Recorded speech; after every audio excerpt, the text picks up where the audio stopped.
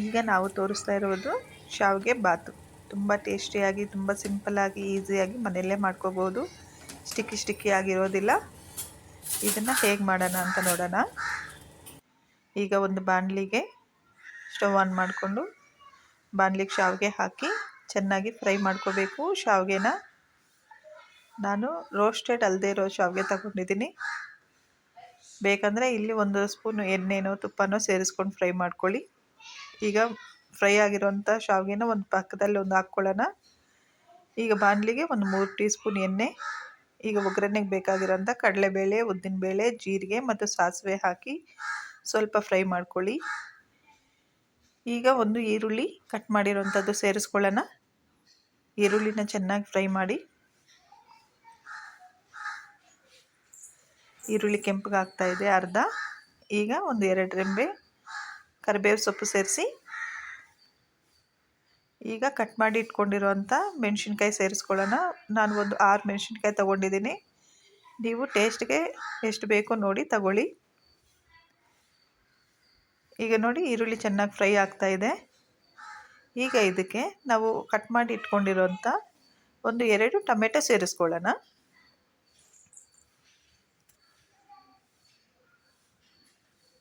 Tomato ಹಾಕ್ಕೊಂಡು ಚೆನ್ನಾಗಿ ನಿಧಾನಕ್ಕೆ ಫ್ರೈ ಮಾಡ್ಕೊಳ್ಳಿ.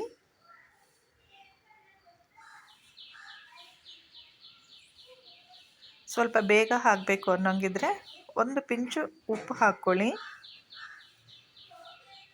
ನೋಡಿ, ಒಂದು ಪಿಂಚು ಸ್ವಲ್ಪ ಸಾಕು. ಒಂದು ಪಿಂಚು ಉಪ್ಪು ಹಾಕಿ ಮುಚ್ಚಳ ಹಾಕಿಬಿಟ್ಟು ಒಂದು 2 ನಿಮಿಷ ಬಿಟ್ಬಿಡೋಣ. ಚೆನ್ನಾಗಿ ಟೊಮೆಟೊ ಫ್ರೈ ಆಗುತ್ತೆ. ಚೆನ್ನಾಗಿ ಟೊಮೆಟೊ ಫ್ರೈ ಆಗ್ತಾ ಇದೆ.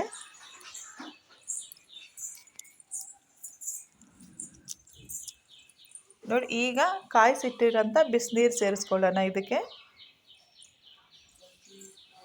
ಪಕ್ಕದಲ್ಲಿ ನೀರು ಕುದಿಯೋಕೆ ಇಟ್ಟಿದ್ವಲ್ಲ, ಆ ನೀರನ್ನು ಸೇರಿಸ್ಕೊಳ್ತಾ ಇದ್ದೀವಿ.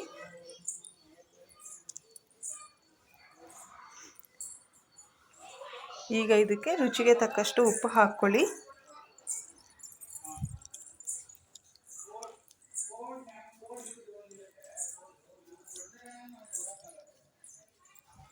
ನೋಡಿ, ರುಚಿಗೆ ತಕ್ಕಷ್ಟು ನಾನು ಒಂದು ಚಿಕ್ಕ ಸ್ಪೂನಲ್ಲಿ 1 ಸ್ಪೂನ್ ಉಪ್ಪು ಹಾಕ್ಕೊಂಡಿದ್ದೀನಿ. ಒಂದು ಸಾರಿ ಚೆನ್ನಾಗಿ ಮಿಕ್ಸ್ ಮಾಡಿಬಿಟ್ಟು ನೀವು ಟೇಸ್ಟ್ ನೋಡ್ಕೊಳ್ಳಿ. ಉಪ್ಪು ಸರಿ ಹೋಗಿದೆಯಾ ಇಲ್ವಾ ಅಂತ ಹೇಳಿ. ನಿಮಗೆ ಉಪ್ಪು ಕಡಿಮೆ ಇದ್ದರೆ ಈ ಟೈಮಲ್ಲಿ ಸ್ವಲ್ಪ ಉಪ್ಪು ಹಾಕ್ಕೋಬಹುದು. ಈಗ ನೋಡಿ, ಚೆನ್ನಾಗಿ ಬಾಯ್ಲ್ ಆಗ್ತಾ ಇದೆ. ಈಗ ನಾವು ಹುರಿದು ಪಕ್ಕಕ್ಕೆ ಇಟ್ಕೊಂಡಿರೋಂಥ ಶಾವಿಗೆನ ಸೇರಿಸ್ಕೊಳ್ಳೋಣ.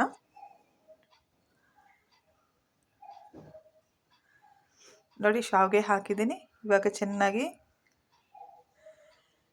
ಚೆನ್ನಾಗಿ ಬಾಯ್ಲ್ ಆಗಬೇಕು. ಒಂದು 4 ನಿಮಿಷ ಚೆನ್ನಾಗಿ, 4ರಿಂದ 5 ನಿಮಿಷ ಚೆನ್ನಾಗಿ ಕುದಿಬೇಕಿದು.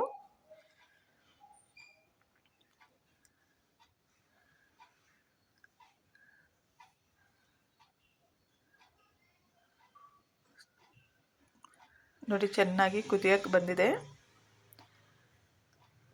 ಇದು ಸ್ಟಿಕ್ಕಿ ಬರಲ್ಲ.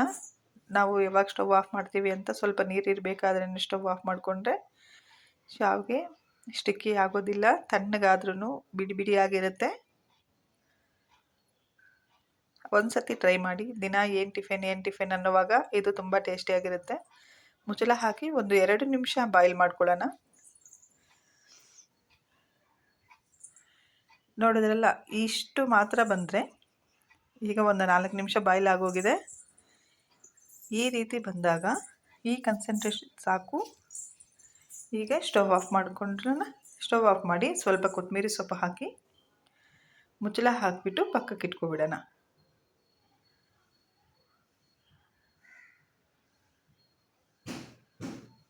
ನೋಡಿ, ಮುಚ್ಚಳ ಹಾಕಿ ಪಕ್ಕಕ್ಕೆ ಇಡ್ತಾ ಇದ್ದೀನಿ. ಈಗ 5 ನಿಮಿಷ ಬಿಟ್ಟು ಮುಚ್ಚಳ ತೆಗೆದು ನೋಡೋಣ ಎಷ್ಟು ಚೆನ್ನಾಗಾಗಿದೆ.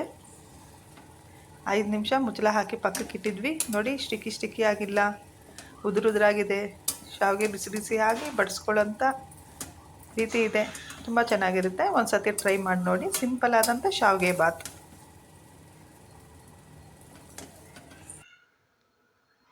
ಈಗ ಇನ್ನೊಂದು ಕಡೆ ಒಂದು ಪಾತ್ರೆಗೆ ಸ್ವಲ್ಪ 1-2 ಸ್ಪೂನ್ ತುಪ್ಪ ಹಾಕ್ಕೊಳ್ಳೋಣ.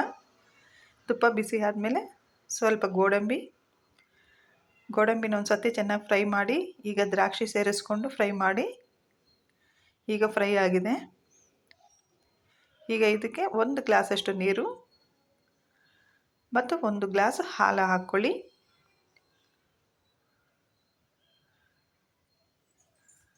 ಈಗ ಅರ್ಧ ಕಪ್ಪಷ್ಟು ಸಕ್ಕರೆ ಹಾಕ್ತಾ ಇದ್ದೀನಿ. ಚಿಕ್ಕ ಕಪ್ಪಲ್ಲಿ ಅರ್ಧ ಕಪ್ಪು. ಇದು ಚೆನ್ನಾಗಿ ಕುದಿಯೋಕ್ಕೆ ಬಂದಾಗ ನಮಗೆ ಏನು ಶಾವಿಗೆ ಉಳಿದಿರುತ್ತಲ್ಲ, ನಾವು ಫಸ್ಟೇ ರೋಸ್ಟ್ ಮಾಡಿ ಇಟ್ಕೊಂಡಿರೋ ಶಾವಿಗೆ ಉಳಿದಿರೋದನ್ನು ಇದಕ್ಕೆ ಹಾಕ್ಕೊಳ್ಳೋಣ. ಇದನ್ನು ಒಂದು 4-5 ನಿಮಿಷ ಚೆನ್ನಾಗಿ ಬಾಯ್ಲ್ ಆಗಬೇಕು. ನೋಡಿ, ಚೆನ್ನಾಗಿ ಕುದೀತಾ ಇದೆ. ಒಂದು 4-5 ನಿಮಿಷ ಬಾಯ್ಲ್ ಆದರೆ ಸಾಕು. ನಾವು ಮನೆಯಲ್ಲೇ ತುಂಬ ಈಸಿಯಾಗಿ, ತುಂಬ ಸಿಂಪಲ್ಲಾಗಿ ಶಾವಿಗೆ ಬಾತ ಮತ್ತು ಸ್ವೀಟ್ ಮಾಡ್ಕೋಬಹುದು. ಈಗ ಜಜ್ಜಿರೋ ಅಂಥ ಒಂದು 2-3 ಏಲಕ್ಕಿ ಸೇರಿಸ್ಕೊಳ್ಳೋಣ. ಏಲಕ್ಕಿ ಹಾಕಿದ್ಮೇಲೆ ಸ್ಟವ್ ಆಫ್ ಮಾಡಿಬಿಡಿ, ಮುಚ್ಚಳ ಹಾಕಿಬಿಡಿ, ಒಂದು 5 ನಿಮಿಷ ಪಕ್ಕಕ್ಕೆ ಇಟ್ಬಿಡಿ. 5 ನಿಮಿಷ ಆದಮೇಲೆ ನೋಡಿ, ಇವಾಗ 5 ನಿಮಿಷ ಆಗಿದೆ. ಓಪನ್ ಮಾಡಿದ್ದೀನಿ. ವಾವ್, ಎಷ್ಟು ಚೆನ್ನಾಗಿದೆ. ಇದನ್ನು ಪೂರ್ತಿ ದಿನ ಇಟ್ಟರು ಇದೆಲ್ಲೂ ಸ್ಟಿಕ್ಕಿ ಹಾಕೋದಿಲ್ಲ, ಅಂಟ್ಕೊಳ್ಳೋದಿಲ್ಲ, ಒಂದಕ್ಕೊಂದು ಇದೇ ಥರ ಇರುತ್ತೆ ತಣ್ಣಗಾದ್ಮೇಲೂ. ನೋಡಿ, ಇಷ್ಟ ಆಗಿದ್ದರೆ ಲೈಕ್ ಮಾಡಿ, ಸಬ್ಸ್ಕ್ರೈಬ್ ಮಾಡಿ. Thank you.